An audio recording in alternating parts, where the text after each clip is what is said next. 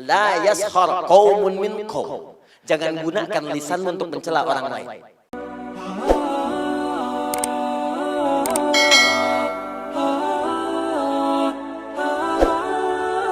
Tuh, turun mata ke lisan, buka ayat lisan. Ya, Quran surah ke-49 misal, ya. Dari ayat yang ke-11, 11 sampai 12. Iman dulu. Kalau tadi dipisah langsung laki-laki, perempuan, detil. Sekarang disatukan untuk semuanya. Kalau Anda ingin menggabungkan keduanya, maka gunakan huruf alladzina. Alladzina disebutkan 1080 kali dalam Al-Quran.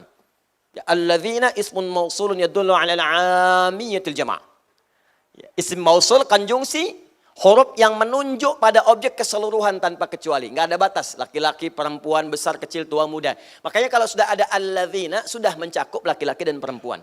Ya ayyuhalladzina amanu. Hai orang-orang yang telah merasa punya iman. Semua laki-laki, perempuan, tua, muda, besar, kecil, kaya, cukup semua. Disebutkan 68 kali dalam Al-Quran kalimat ini. Ya, saya panggil kalian. Baik kalian sedang dekat denganku, sedang menengah, sedang jauh. Harfun nida lil qarib mutawassit wal ba'id. Memanggil semua jarak. Ayyuha, ya disebutkan 361 kali dalam Al-Quran. Ayyuha, saya tegaskan. Ayyunya munada, haknya tanbih. Saya ingatkan. Ayyuha disebutkan 150 kali dalam Al-Quran. Kata Allah, ya ayyuhalladzina amanu. Demikian cara menerjemahkannya. Hei orang-orang yang telah merasa punya iman. Saya enggak peduli. Kalian sedang dekat dari saya, menengah jaraknya ataupun sedang jauh dari saya. Sepanjang ada iman dalam dirimu, aku peringatkan. Ha tanbih, aku peringatkan. La yaskhar qaumun min qaum. Jangan gunakan lisanmu untuk mencela orang lain. Jangan saling mencela kata Allah. Pada yang tidak layak untuk dicela. Jangan mencela. Jangan sibuk seketika gitu. Di iman kita itu akan menjaga kita dari perbuatan tercela. Termasuk mencela sesuatu yang memang tidak harus dicela. Berselisih, saling menghina, itu kan bagian dari celaan. Menghina, celaan. Ayo. Saling berselisih, umpatan itu celaan. Kalau perbuatan yang sudah tercela, dicela perbuatannya boleh. Tapi kepada orangnya pun itu dihindari. Ini rahasia ya, di antara kita saja.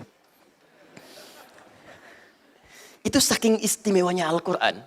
Seburuk-buruknya manusia, dengan perbuatannya, itu umumnya oleh Allah namanya masih ditutup. Nama baiknya ditutup. Namanya. Yang dicela perbuatannya. Contoh, ibu kenal Fir'aun? Bagus. Kalau ada yang kenal saya pulang deh. Siapa itu gitu ya? Fir'aun itu kan bukan nama asli Bu, Pak. Bukan nama asli. Abu Lahab bukan nama asli. Yang dicela oleh Allah perbuatannya. Coba celaan pertama, Al-Baqarah ayat 49, paling kiri sebelah atas.